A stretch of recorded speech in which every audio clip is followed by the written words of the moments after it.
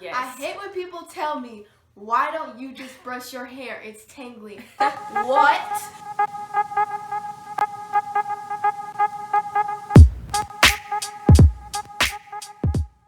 Hey, it's Tori and Tay, and today we're doing curly hair do's and don'ts. Only because I have curly hair myself, and so does she. Yes. And this is my natural curly hair, and hers is straight This right is now. straightened right now. She has beautiful curly hair, by the way. I have to show you another day. Yeah, so we're basically doing this because me having curly hair, I know the struggle. I know there's curly hair bad days, curly hair okay days, and curly hair great days. So we're going to tell you, if you do not know, how to really make it a curly hair great day every day. Yes. Alright, so let's get into it. The first do is to moisturize your hair. It's pretty obvious, but I know sometimes I'll think I'm moisturizing so much and it'll be dry by the end of the day. So you really should moisturize hair. I personally use coconut oil, but I know other oils can work really well. I use the argan oil. I think I Yeah. told you that. I don't particularly like, I've learned over years there are some people who have thicker hair than others, and so you may have to use a heavier product. I typically don't need a lot of product, or my hair will look greasy and it will still frizz and it'll still be dry. So that's what I use. I use mousse too. I use mousse. Same. So the next one is don't brush your hair. Okay, so I only brush my hair when I'm about to wash it, simply because our hair sheds a lot.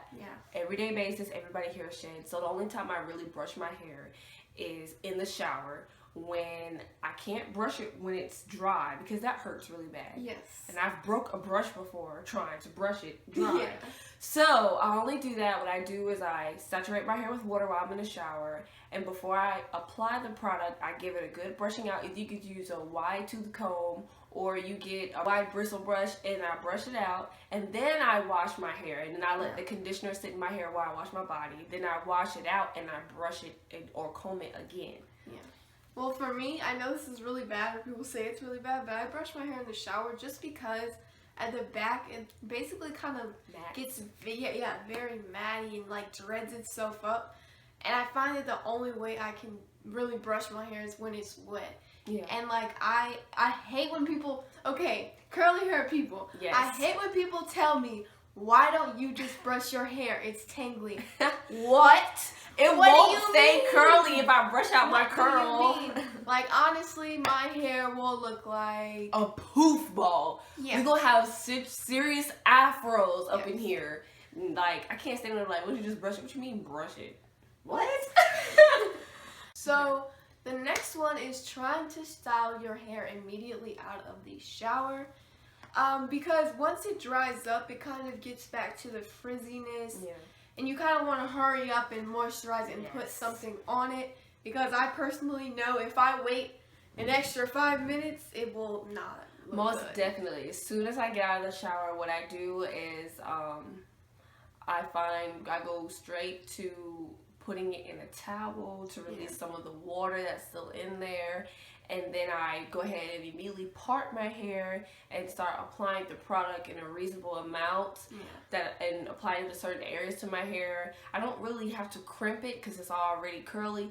So I normally just run my fingers through it to spread the product throughout the back of my hair and the front of my hair, because I've noticed, I don't know if a lot of people think I've cut my hair this way, but the back of my hair, my curls are longer than the front of my hair. So I have to be able to get it all to distribute properly. The next one is a don't, and it's don't shampoo too often.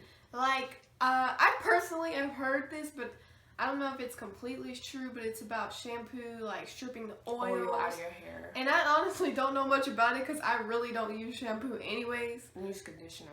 Conditioner. Conditioner brings your hair back to life, especially if you go ahead and put it in your hair while you're in the shower, let it sit while you're doing whatever you have to do, and then rinse it out before you get out of the shower. 9 times out of 10, it will do your hair a lot justice. It'll look more to life if you realize after you do it. And it also depends on the certain type of conditioner you're using also, so you should check that out. A lot of people, they'll be using, I won't say straight hair conditioner, but not conditioner meant for the curly hair. So definitely make sure you're using a conditioner meant for your hair. Now we're gonna do a do. So do have a travel product, some type of travel product to touch up your hair in the middle of the day, because it does, at least for me, tend to get dry a little bit and frizzy. So I kind of just have to go over it. And for me, I have like this little travel size bottle I bought for like $1, and I just put coconut oil in there, and that helps me. What I use, my holy grail 2 products that I always have to have is a gel product, and I'll have to show you another time. We have to do a review or something. But I have this stuff called Tin. I either have my hairspray or my gel, and especially when my hair is curly, I tend to use more of the gel than the hairspray. But when my hair is straight, I use more of the hairspray, and that's just to keep little curls from trying to pop up and they keep it smooth or whatever. And the gel is normally, if I get a good amount, like if I re-wet my hair, if I apply just a little more gel, I won't walk around looking like I'm back in the 70s. So yeah. Oh God. So this don't is a major don't.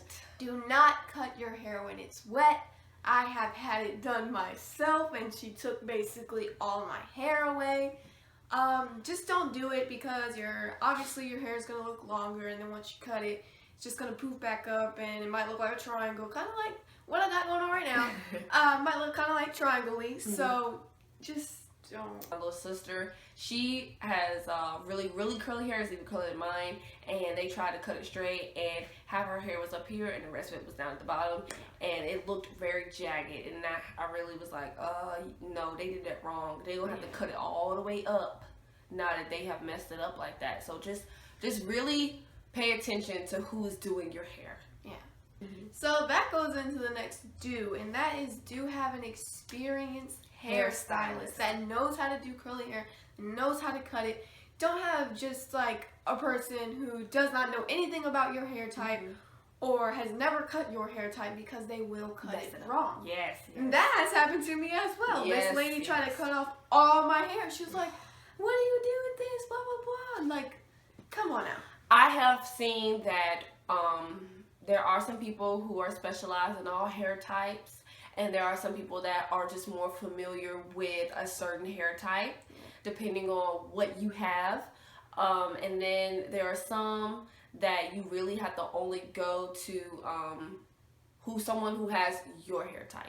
And so yeah, basically just make sure that your stylist isn't only expertise in one hairstyle or one style or grade of hair. Yeah. So the next don't is don't use too much product on your hair. Don't overdo it, basically. Like yes, use product, but don't use like too much gel, because it's gonna look like it's gonna look hard, and it's gonna eventually flake. Yeah.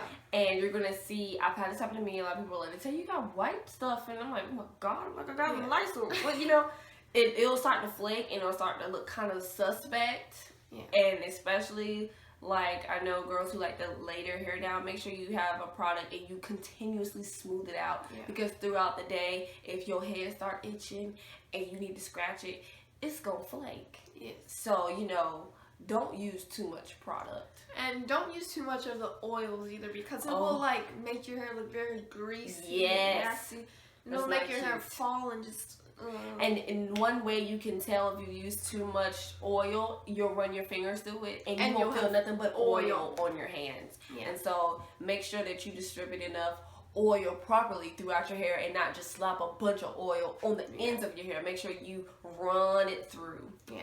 So the next one is, if you are going to apply a lot of heat and you know, like, okay, this whole week I'm going, or this whole month I'm going to straighten my hair, then make sure you trim the ends. I am a suspect of it right now. I really do need my ends clipped, because when you do that, all you're doing is damaging your hair even more, because all those your jagged ends are basically going up as your hair grows.